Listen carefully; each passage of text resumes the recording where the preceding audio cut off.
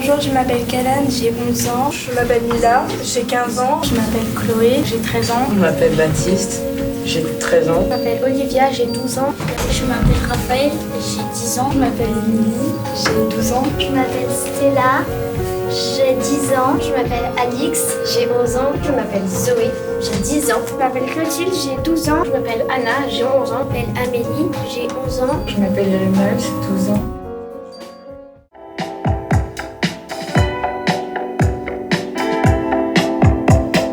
Alors, je travaille dans une structure qui s'appelle Prisma, qui est à Bleuny-Billancourt.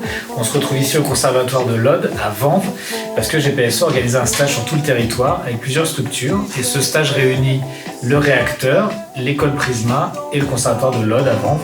Donc, on réunit tous nos élèves sur Vanves, ici les Molinos. On a aussi la Soum, nos élèves de la Soum à Sèvres. Donc voilà, donc on a réuni tout le monde pour faire un stage de musique actuelle.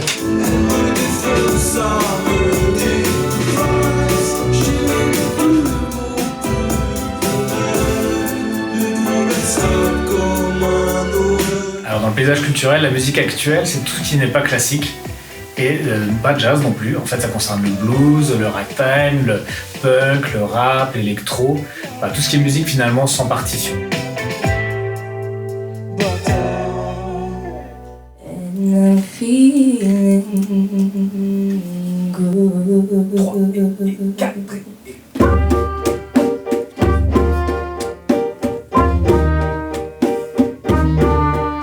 Alors notre rôle ici avec Claire Lise, on est deux intervenantes.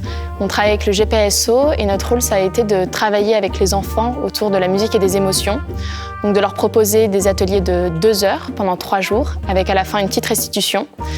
Et travailler autour de la musique, avec leurs instruments, des jeux, des écoutes. Alors dans les établissements, je suis professeure de violoncelle à l'Académie Jarouski. Donc pour des jeunes qui n'ont pas forcément accès à la musique. Donc l'Académie leur permet d'y accéder sans contrainte. Là, le but en tout cas de cet atelier-là, c'est musique et émotion, c'est de leur permettre d'exprimer les émotions qu'ils ressentent. Quand on commence un instrument, souvent on choisit parce que ça nous fait plaisir d'en jouer, parce qu'on est heureux, parce que ça nous provoque quelque chose, procure une certaine émotion. Et on trouvait ça important d'en discuter avec les élèves. Et c'est vrai qu'avec ce thème, on peut faire plein de choses, on peut faire de l'improvisation. Nous, on a des danseuses aussi, donc c'est pas forcément des musiciens, ça peut être aussi des comédiens. Je pense qu'il y a aussi des structures avec du théâtre. On fait travailler son imagination et donc c'est assez génial de faire ça avec des enfants.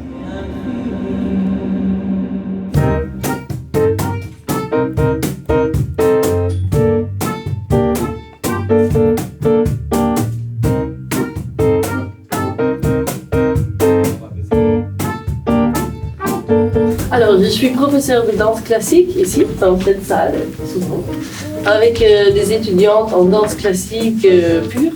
Et moi, je suis professeure de chant. Bon, moi, je suis passionnée de théâtre.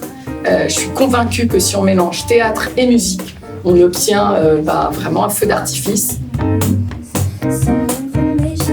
Ils sont tous ici pour faire ce projet comédie musicale où il y a de la danse, du chant et du théâtre. Pour eux, c'est un épanouissement, je trouve, artistique fort, puisqu'ils se retrouvent avec plein de disciplines, il y a du mouvement, en fait, ils ne sont pas coincés dans une discipline à faire bien, à essayer de bien faire. Là, ils apprennent la liberté d'expression, l'échange, le fait aussi qu'il y ait de l'interaction entre eux et de voir aussi qu'ils s'épanouissent. Donc même pour leur instrument, ça leur servira, ça c'est sûr.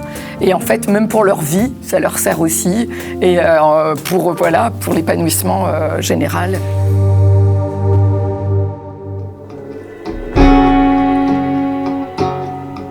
Je suis artiste, je fais de la sculpture et je suis également professeur au sein des arcades d'ici les Molinos, qui est donc l'école d'art d'ici les Molinos.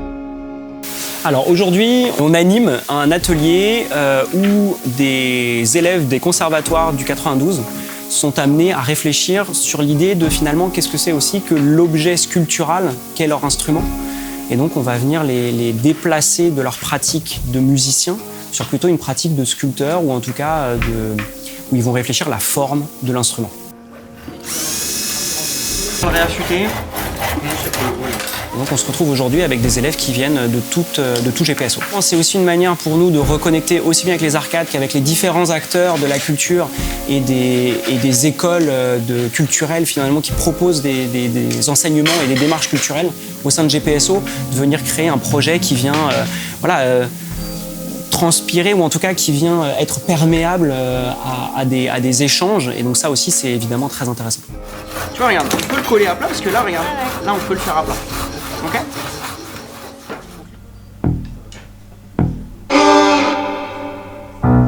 Alors au Conservatoire Niedermeyer, aujourd'hui, on inaugure via GPSO des stages pendant les vacances de la Toussaint, et des stages gratuits pour les élèves des conservatoires ou bien des associations ou des écoles qui sont rattachées d'une manière ou d'une autre à GPSO.